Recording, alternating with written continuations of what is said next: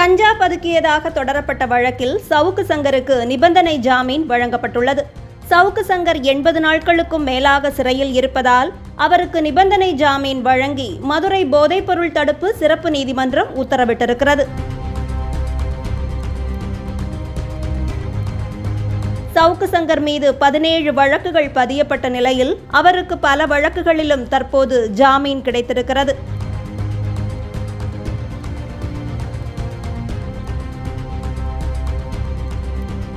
குண்டர் தடுப்பு சட்டத்தின் கீழ் காவலில் எடுப்பது தொடர்பான வழக்கிலும் கடந்த 18ஆம் தேதி உச்சநீதிமன்றம் சவுக்கு சங்கருக்கு இடைக்கால ஜாமீன் வழங்கியிருக்கிறது.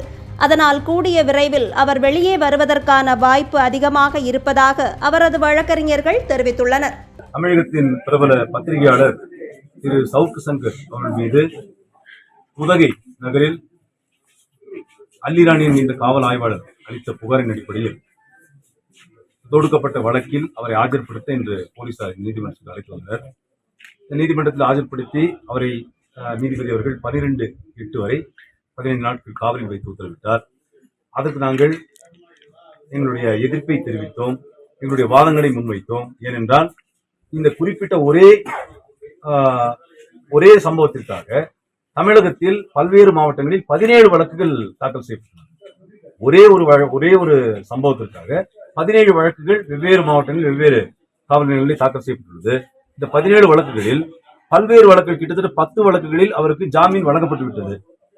மேலும் 5 வழக்குகளில் அவருடைய கைதை ஏற்க முடியாது என்று சம்பந்தப்பட்ட நீதிபதிகள் அந்த கைது ரிமாண்ட் ரிப்போர்ட்டை ரிஜெக்ட் செய்து தள்ளுபடி செய்து உத்தரவிட்டிருக்கிறார்கள். மேலும் 2 வழக்கில் குற்றப்பத்திரிகை தாக்கல் செய்யப்பட்டு விட்டது. ஆக எங்களுடைய வாதம் என்னவென்றால், முழுமையாக இந்த வழக்கில் விசாரணை முடிந்துவிட்டது.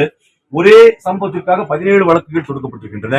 17 வழக்குகளில் 5 வழக்குகளில் போலீஸ் காவலில் எடுத்து அவரை விசாரித்து விட்டார்கள். இனி அவரை விசாரிக்க ஏதுமில்லை என்பதால் அவருடைய கைது ரிமாண்ட் ரிப்போர்ட்டை நீங்கள் தள்ளுபடி செய்ய வேண்டும் என்று எங்களுடைய வாதத்தை முன்வைத்தோம்.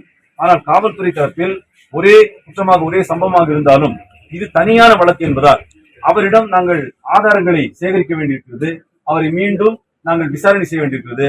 எனவே 5 நாட்கள் போலீஸ் காவலில் எங்களுக்கு வழங்க வேண்டும் என்று கேட்டிருந்தார்கள். நாங்கள் சொன்னோம், முதல் வழக்கில் அவரை கைது செய்த பொழுது கோவை மத்திய சிறையிலே அவருடைய வலது கையில் 3 எலும்புரிகள் ஏற்படும் அளவில் காவல்துறையினர் அவரை தாக்கி இருக்கிறார்கள், அவரை சித்திரவதை செய்திருக்கிறார்கள்.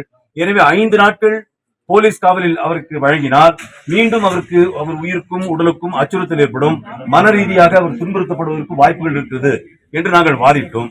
ஆனால் காவல்துறை தரப்பில் அவ்வாறு நாங்கள் செய்ய மாட்டோம், அவருக்கு உடல் ரீதியாகவோ மன ரீதியாகவோ எந்த ஒரு வேதனையும் நாங்கள் ஏற்படுத்த மாட்டோம், மேலும் அவருக்கு தகுந்த நேரத்தில் உணவு மற்றும் மருத்துவ பரிசோதனை, அவர் என்ன வசதிகள் கேட்கிறார்களோ அதையெல்லாம் நாங்கள் வழங்குவோம் என்று உறுதியளித்து நீதிமன்றத்திலே அவர்கள் உறுதியளித்திருக்கிறார்கள்.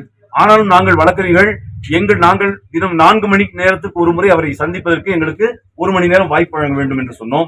மேலும் 5 நாட்கள் போலீஸ் காவலுக்கு நீங்கள் உத்தரவிடக்கூடாது, 1 நாள் மட்டும் போலீஸ் காவலுக்கு உத்தரவிட வேண்டும் என்று நாங்கள் வாதத்தை வைத்தோம்.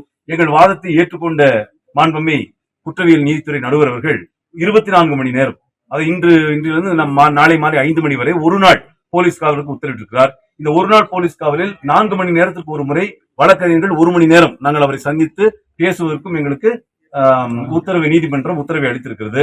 அவரை இந்த வழக்கு 17 வழக்குகளைப் போல இதுவும் ஒரு பொய் வழக்கு.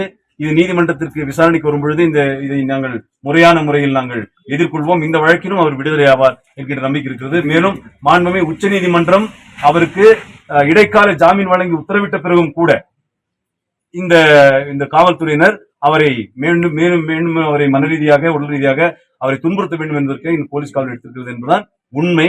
மேலும் அவருக்காக ஜாமீன் மனுவும் இன்றே நாங்கள் தாக்கல் செய்திருக்கிறோம். விரைவில் அவர் ஜாமீன் வெளியே கொண்டு வருவோம். இந்த வழக்கில் அவர் ஜாமீன் வெளியே வந்துவிட்டால், அனைத்து வழக்கிலும் ஜாமீன் பெற்றுவிட்டதால் அவர் முழுமையாக இன்னும் 2 நாட்களில் வெளியே வருவதற்கான வாய்ப்புகள் பிரகாசமாக உள்ளன.